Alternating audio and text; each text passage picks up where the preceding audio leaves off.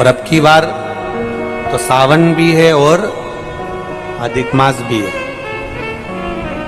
प्रत्येक वर्ष का नियम है, सावन की शिवरात्रि पर ऑनलाइन अभिषेक करते हो आप लोग सब ऑनलाइन अभिषेक। अब की बार 2 अभिषेक रहेंगे, एक सावन की शिवरात्रि का रहेगा और एक अधिक मास भी जो 3 साल में पड़ता है उसकी भी शिवरात्रि का रहेगा। 2 अभिषेक ऑनलाइन पड़ जाएंगे अब की बार, एक सावन की शिवरात्रि का और एक अधिक मास की शिवरात्रि का। क्योंकि अधिक मास की शिवरात्रि का एक बहुत अच्छा नियम है, अगर बना सको तो करिएगा। अधिक मास में जो शिवरात्रि आए प्रयास करना, अगर छोटी सी भी गुमठी लेकर बैठे हो, ठेला लगा रहे हो, व्यापार नहीं चल रहा, धन की कमी हो, पैसा नहीं हो, बहुत हताश हो गए हो, टेंशन में जिंदगी जी रहे हो, तो अधिक मास की शिवरात्रि मत छोड़ना। 5 दिए अधिक मास की शिवरात्रि पर जरूर लगाना। पहला शंकर मंदिर के द्वार पर, मतलब शिव मंदिर के बाहर। दूसरा बेलपत्री के वृक्ष के नीचे। तीसरा आंवले के वृक्ष के नीचे। चौथा नदी का घाट या कुएं का घाट या तालाब का घाट या सरोवर का घाट या आपके घर में कोई पानी का हंडा हो उसके पास में। और 5वां अपने दरवाजे की चौखट पर राइट हैंड में दिया अवश्य लगाएं। ये अधिक मास की शिवरात्रि पर जरूर करना। जिंदगी में कितना भी धक्का खा रहे हो गए, भगवान हाथ पकड़कर खींचकर बाहर कर ही देगा। शिव तत्व को जानो। अभी क्या चल रहा है? सावन। हमने पहले कथाओं में कहा, आप लोगों ने स्मरण में रखा होगा, 12 महीने शंकर जी को 1 लोटा जल चढ़ाओ, पर सावन के महीने में शंकर जी को जम के बोलो जरा, 2 लोटा जल चढ़ाओ। इस पुष्कर की ब्रह्मा शिव महापुराण की कथा का स्मरण करिएगा, थोड़ा सा ध्यान दीजिएगा। जैसे ये शिवलिंग है, ये जलाधारी है, ये यहां से जल नीचे जा रहा है। जलाधारी का जो मुख होता है वो उत्तर की ओर हो जाता है, ठीक है, समझिएगा जरा। अब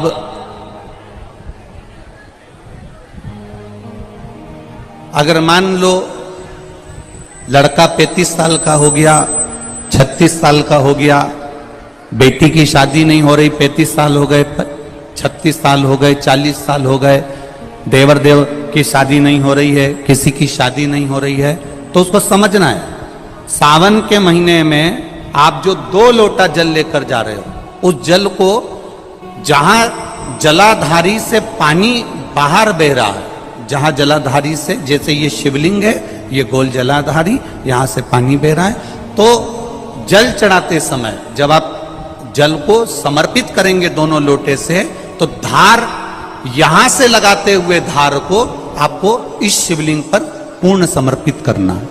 कहां से चालू करेंगे? ये जलाधारी जो बनी हुई है अशोक सुंदरी का स्थान। किसके स्थान से?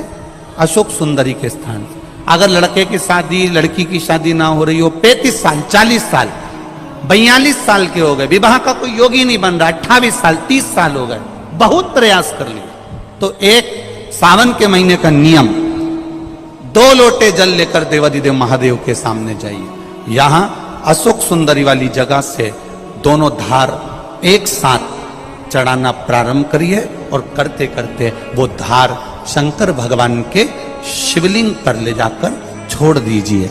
ये सावन के महीने के अगर आपने मात्र 7 दिन भी लगातार अगर ये धार आपने चढ़ा ली है, तो देवाधिदेव महादेव की कृपा से 3-4 महीने में सूचना आपको प्राप्त हो ही जाती है। 12 महीने 1 लोटा जल चढ़ाइए, संपूर्ण 12 महीना 1 लोटा जल चढ़ाओ। पर जब सावन का महीना आए तो अपने हाथ में 2 लोटे होना चाहिए। भले 1 लोटे के ऊपर दूसरा लोटा रख के लेके जाओ, मंदिर में जाओ, अंदर पहुंच जाओ, दोनों लोटों को हाथ में ले और दोनों की धार एक साथ मेरे देव अधिदेव महादेव को समर्पित करो। दोनों की धार अशोक सुंदरी वाली जगह से जल चढ़ाया जाए सावन में, वो विवाह के लिए है।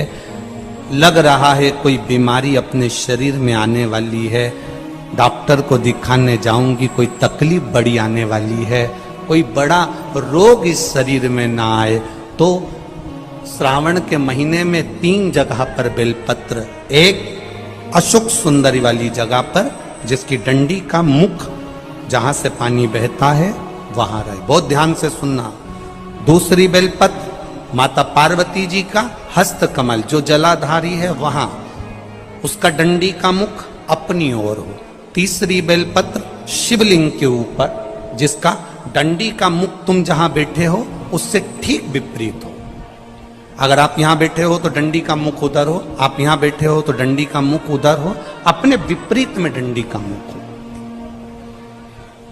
बेलपत्र चढ़ा देने के बाद 2 हाथ में जो तुम्हारे जल का पात्र है उसको बाबा को धीरे धीरे तीनों स्थान पर धार थोड़ी थोड़ी चढ़ाई है और फिर बाबा का आचमन कर कर आई है। कोई जिंदगी में बड़ी बीमारी निकलेगी ही नहीं, बाबा स्वस्थ रखेगा। यह श्रेष्ठता। अगर मान लो संतान का सुख नहीं है, संतान का सुख नहीं है, 20 साल हो गए, 25 साल हो गए, 30 साल हो गए, संतान का अगर सुख नहीं है तो शंकर का कोई भक्त मिल जाए, शिव का कोई उपासक मिल जाए, या कोई ब्राह्मण देव वेद शास्त्र का ज्ञान रखने वाले, अपने जीवन को सार्थकता में सात्विकता में जीने वाले, ऐसे ब्राह्मण को जोड़े से उनके बच्चों के साथ बेलपत्री के पेड़ के नीचे भोजन करा देना, खीर खिला देना, और उस खीर के भाग को पति पत्नी दोनों अवश्य पाना, उससे संतान का सुख भी मेरे बाबा प्रदान कर दे। सफेद आंकड़े की जड़ का प्रयोग करो, तुम रुका जी वाला, और साथ में ये प्रयास करो। देवऋषि नारद ने 3 सूत्र भगवान शंकर को प्राप्त करने के बताए। जरा बहुत ध्यान से सुनना। देवऋषि नारद ने 3 सूत्र भगवान शंकर को प्राप्त करने के बताए। पहला, शिवालय तक जाइए, शंकर को रिझाने का प्रयास करें। मंत्र चाहे नमः शिवाय जप लो, ओम नमः शिवाय जप लो, डीले कम करो, नमः शिवाय जपो, ओम नमः शिवाय जपो, चाहे श्री शिवाय नमस्तुभ्यम जपो, चाहे महामृत्युंजय मंत्र जपो, चाहे राम कहो, चाहे कृष्ण कहो, तुम्हारी मर्जी पड़े उसका भजन करो। दूसरा, कहीं अगर मौका मिल जाए, चाहे वो टीवी के सामने मिल रहा हो, मोबाइल पर मिल रहा हो, चाहे तुम्हारे नजदीक में कहीं शिव महापुराण की कथा हो रही हो, पंडाल में बैठकर या टीवी के मध्य बैठकर या मोबाइल के सम्मुख या टीवी के सम्मुख बैठकर शिव महापुराण की कथा को सुनो। सुनना ही केवल नहीं है, सुनकर उसको अपनी जिंदगी में उतारना भी, सुनकर अपने जीवन में।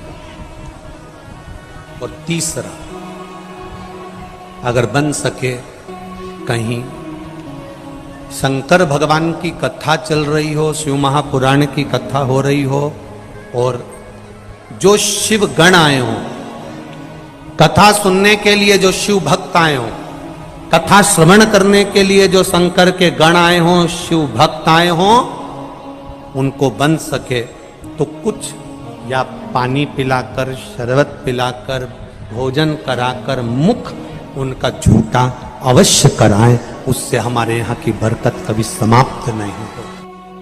पर शिवलिंग की प्रधानता है कि पोला नहीं होना चाहिए। कई कई घरों में शंकर जी का शिवलिंग होता है तो वो ऐसा पीतल का बना होता है, तो नीचे से अंदर से पोला होता है। जो शिवलिंग घर में पोला होता है वो घर में लक्ष्मी को टिकने नहीं देता, पैसा रुकता नहीं घर में, आया और गया, पैसा खर्च होता